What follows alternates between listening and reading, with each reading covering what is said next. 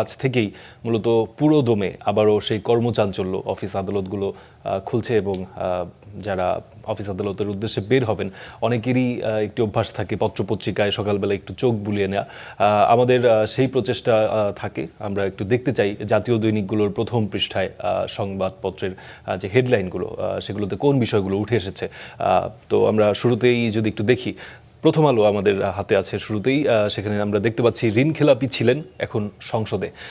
এই বিষয়টি নিয়েই তারা প্রথম যে লিড স্টোরি সেটি করেছে এবং দর্শক আপনাদের সম্ভবত নিশ্চয়ই খেয়াল থাকার কথা, নির্বাচনের আগেও এই বিষয়টি নিয়ে বেশ তর্ক বিতর্ক ছিল।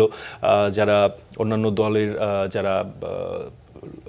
দলের যারা এমপি প্রার্থীরা ছিলেন তাদের কিন্তু একটি মূল অভিযোগ ছিল যে একটি বিশেষ দলের ভেতর ঋণ খেলাপির সংখ্যা খুব বেশি, তাদেরকে নির্বাচন করার সুযোগ দেওয়া উচিত কিনা সেগুলো নিয়ে বিতর্ক ছিল। তো প্রথম আলো সেই স্টোরিটি করেছে এবং তারা আমরা দেখতে পাচ্ছি অনেকগুলো নাম এসছে এখানে।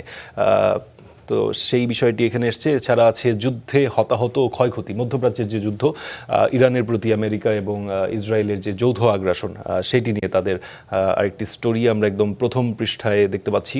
যুদ্ধে হতাহত ও ক্ষয়ক্ষতির তারা একটি পরিসংখ্যানের মতো তুলে ধরেছে। 1 মাস ধরে চলা যুদ্ধ আরও বিস্তৃত হলো।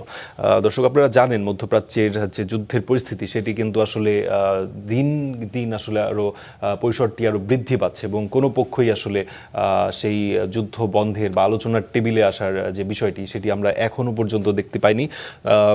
দুই পক্ষ থেকেই বিভিন্ন ধরনের মন্তব্য করা হচ্ছে এবং যার ফলে যেটি হচ্ছে যে যুদ্ধের পরিধি আরও বাড়ছে। এছাড়া আছে বিএনপির সংসদীয় দলের বৈঠক, দুর্ঘটনা, অব্যবস্থাপনা ও জ্বালানি পরিস্থিতি নিয়ে এমপিদের ক্ষোভ।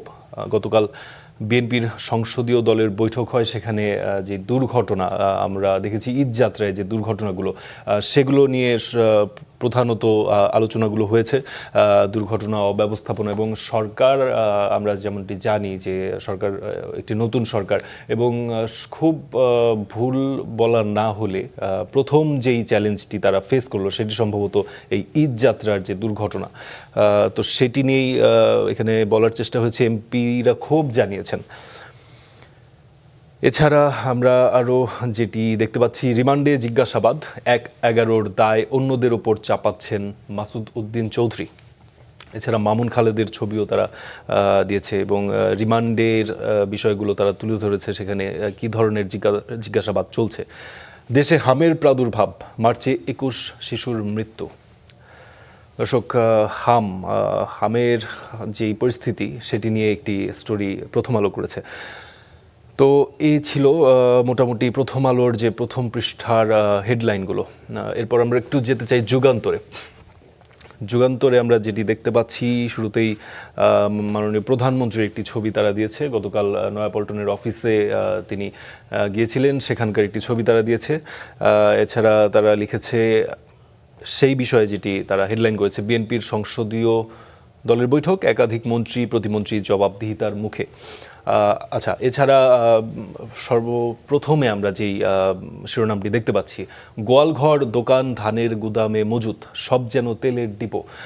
দর্শক, আমরা শুরুতেও আলোচনা করছিলাম, আমাদের অনুষ্ঠানে এই বিষয়গুলো এসছে, আমরা দেখছিলাম বিভিন্ন জায়গায় আসলে তেলের যেই মজুদ সেটি কিন্তু পাওয়া গেছে। বিভিন্ন ধরনের গুদামঘর, ধানের যেই গুদামঘরগুলো থাকে, এছাড়া গোয়াল ঘর সহ আরও বেশ কিছু জায়গায় তেলের মজুদগুলো আস্তে আস্তে বের হয়ে আসছে। এবং এই যে জ্বালানি সংকটের আমরা কথা বলছিলাম, বেশিরভাগ অনেকেই বলার চেষ্টা করছিলেন এটি আসলে কৃত্রিম সংকট, যেটি সরকারও বলার চেষ্টা করছিল। আমরা ডিপো থেকে পাম্পে তেল দিচ্ছি, কিন্তু সেই তেল যেটি আগে আসলে 1 থেকে 1.5 দিনের মতো যেত, সেটি এখন 2 ঘন্টার মধ্যে শেষ হয়ে যাচ্ছে।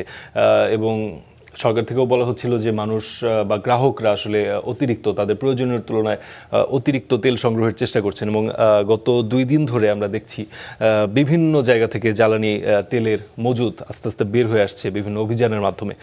জ্বালানি সংকট জাতীয় সমস্যায় রূপ নিচ্ছে। এছাড়া যেটি আছে, মধ্যপ্রাচ্যের যুদ্ধের বিষয়টি উঠে এসছে। মধ্যপ্রাচ্যে যুদ্ধ দীর্ঘায়িত হলে দেশে চতুর্মুখী সংকট ঘনীভূত হবে। বাংলাদেশের অর্থনীতিতে কী ধরনের প্রভাব পড়তে পারে মধ্যপ্রাচ্যের যুদ্ধের, যেটি আমরা ইতিমধ্যেই বোঝা বা দেখা শুরু করেছি, সেটি নিয়ে তাদের আরেকটি প্রতিবেদন। এছাড়া আছে সংসদ অধিবেশন বসছে আজ, গণভোট অধ্যাদেশ নিয়ে ছড়াতে পারে উত্তাপ। দর্শক, আপনারা জানেন সংসদ অধিবেশন আজ বসছে এবং গণভোট বা বিভিন্ন অধ্যাদেশ সেগুলো নিয়ে আজ আলোচনা হবে এবং সেদিকেই মূলত সবার চোখ।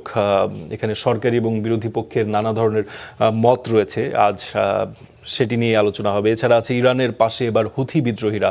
দর্শক, আপনারা ইতিমধ্যে জানেন সম্ভবত গতকাল হুথি, যেই লেবাননের যে হুথি বিদ্রোহীরা, ইসরায়েলের ক্ষেপণাস্ত্র, তারা কিন্তু আনুষ্ঠানিকভাবে ঘোষণা দিয়েছে যে তারা এই যুদ্ধে জড়াতে চাচ্ছে, সেই বিষয়টি এসছে। এছাড়া আমরা প্রথম আলোতেও যেটি দেখলাম, প্রতি 5 বছরে বাড়ে প্রাদুর্ভাব, দেশ জুড়ে হামের প্রকোপে নাস্তানাবুদ শিশুরা। এবার হামের যে প্রকোপ সেটি বেশ আশঙ্কাজনক হারে বৃদ্ধি পেয়েছে, সেটি নিয়ে স্টোরিটি। এছাড়া আছে 1-11 নিয়ে জেরার মুখে মাসুদ উদ্দিন চৌধুরী, গোয়েন্দারা খুঁজছেন 25 প্রশ্নের উত্তর। এছাড়া আমরা যেটি নিয়ে আলোচনা করছিলাম, ভূমধ্য সাগরে প্রাণ গেল 9 বাংলাদেশির, উদ্ধার আরও 21। আচ্ছা, আমরা দেখার চেষ্টা করব এর পরের পত্রিকায় আমরা যাওয়ার চেষ্টা করব, দ্য ডেইলি সমকাল আমরা দেখতে পাচ্ছি। সমকালে যেটি আছে, প্রধান শিরোনাম তারা করেছে, 10 জেলায় হামের প্রকোপ, বাড়ছে শিশুর মৃত্যু।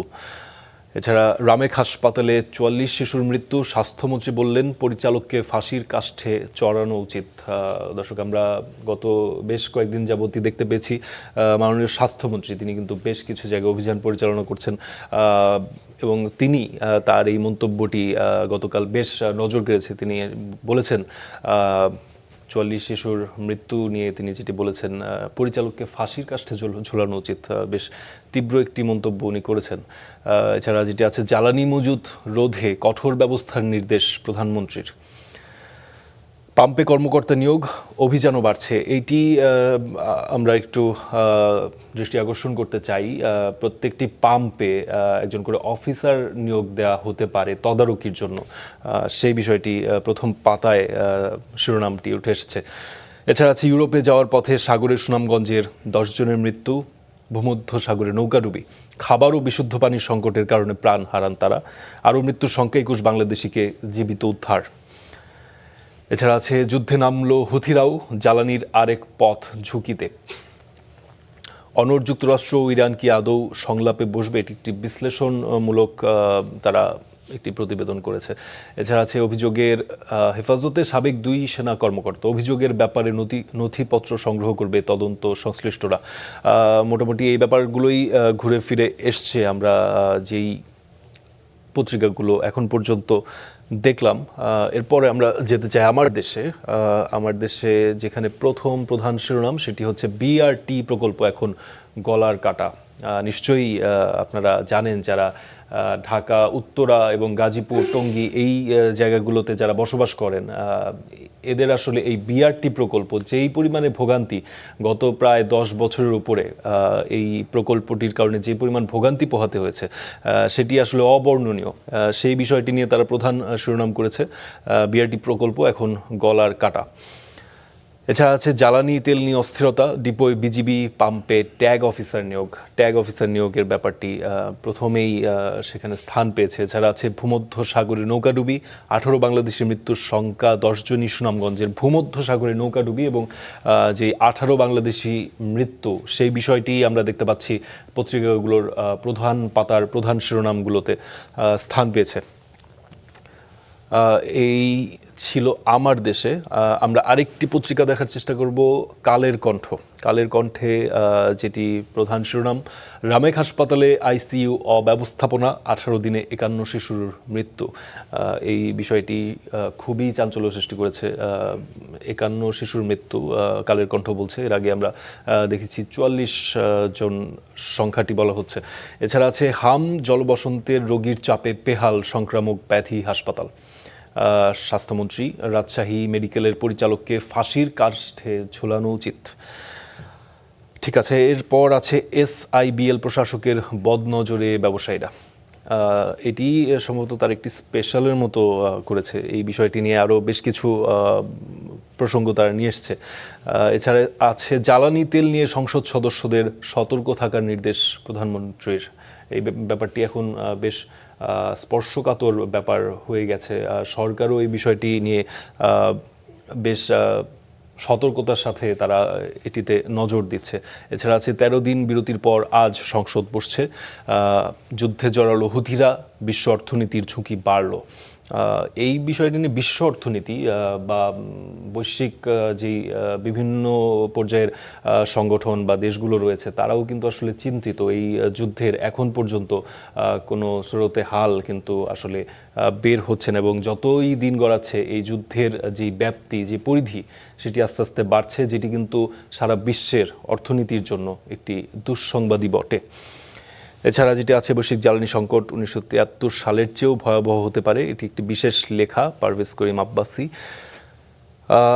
ঠিক আছে, এই ছিল মোটামুটি আমরা যেটি দেখতে পেলাম জাতীয় দৈনিকগুলোর মূল যেই শিরোনামগুলো, সেটিতে এই ধরনের বিষয়গুলোই আজ অর্থাৎ 29 মার্চ 2026 আজকের পাতায় উঠে এসছে। তো দর্শক, আমার কাছে যে জাতীয় দৈনিকগুলো ছিল সেখান থেকে আমার কাছে এই ছিল আজকের মতো। আমরা আবারও প্রাইম সিটে ফেরত যাচ্ছি। ফারদিন, আপনাকে ধন্যবাদ।